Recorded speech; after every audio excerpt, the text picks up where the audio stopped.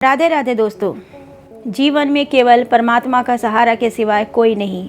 किसी ने क्या खूब कहा है, मुझे लाखों की ज़रूरत नहीं, तू करोड़ों में एक है, क्योंकि मेरे साथ मेरा साया नहीं, मेरे कान्हा चलते हैं। एक बार अभिमन्यु की पत्नी उत्तरा महल में झाड़ू लगा रही थी तो द्रौपदी उनके समीप गई और सिर पर प्यार से हाथ फेरते हुए बोली, पुत्री, भविष्य में कभी तुम पर घोर से घोर विपत्ति भी आए तो कभी अपने किसी नाते रिश्तेदार की शरण में मत जाना, सीधे भगवान की शरण में जाना। उत्तरा हैरान होते हुए माता द्रौपदी को निहारते हुए बोली, आप ऐसा क्यों कह रही हैं माता?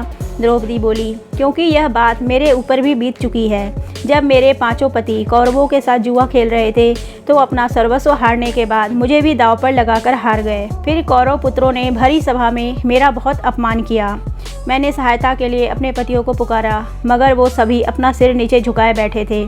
पितामह भीष्म, द्रोण, धृतराष्ट्र सभी को मदद के लिए पुकारती रही, मगर किसी ने भी मेरी तरफ नहीं देखा। वह सभी आंखें झुकाए आंसू बहाते रहे। सबसे निराशा होकर मैंने श्री कृष्ण को पुकारा, आपके सिवाय मेरा और कोई भी नहीं है। तब श्री कृष्ण तुरंत आए और मेरी रक्षा की। जब द्रौपदी पर ऐसी विपत्ति आ रही थी तो द्वारिका में श्री कृष्ण बहुत विचलित होते हैं, क्योंकि उनकी सबसे प्रिय भक्त पर संकट आ पड़ा था। रुक्मिणी उनसे दुखी होने का कारण पूछती हैं तो वह बताते हैं, मेरी सबसे बड़ी भक्त को भरी सभा में चीरहरण किया जा रहा है। रुक्मिणी बोलती हैं, आप जाइए और उनकी मदद कीजिए। श्री कृष्ण बोले, जब तक द्रौपदी मुझे पुकारेगी नहीं, मैं कैसे जा सकता हूँ? एक बार वो मुझे पुकार ले तो मैं तुरंत उसके पास जाकर उसकी रक्षा करूँगा। तुम्हें याद होगा, जब पांडवों ने राजसूय यज्ञ करवाया था तो शिशुपाल का वध करने के लिए मैंने अपनी उंगली पर चक्र धारण किया तो उससे मेरी उंगली कट गई थी। उस समय मेरी सभी पत्नियां वहीं थीं। कोई वैद्य को बुलाने भागी तो कोई औषधि लेने चली गई, मगर उस समय मेरी इस भक्त ने अपनी साड़ी का पल्लू फाड़ा और उसे मेरी उंगली पर बांध दिया। आज उसी का ऋण मुझे चुकाना है, लेकिन जब तक वो मुझे पुकारेगी नहीं, मैं नहीं जा सकता।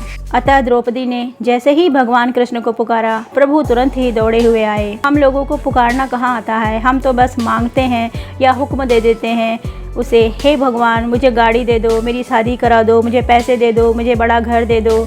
ऐसा हो ही नहीं सकता कि भक्त पुकारे और भगवान ना सुने।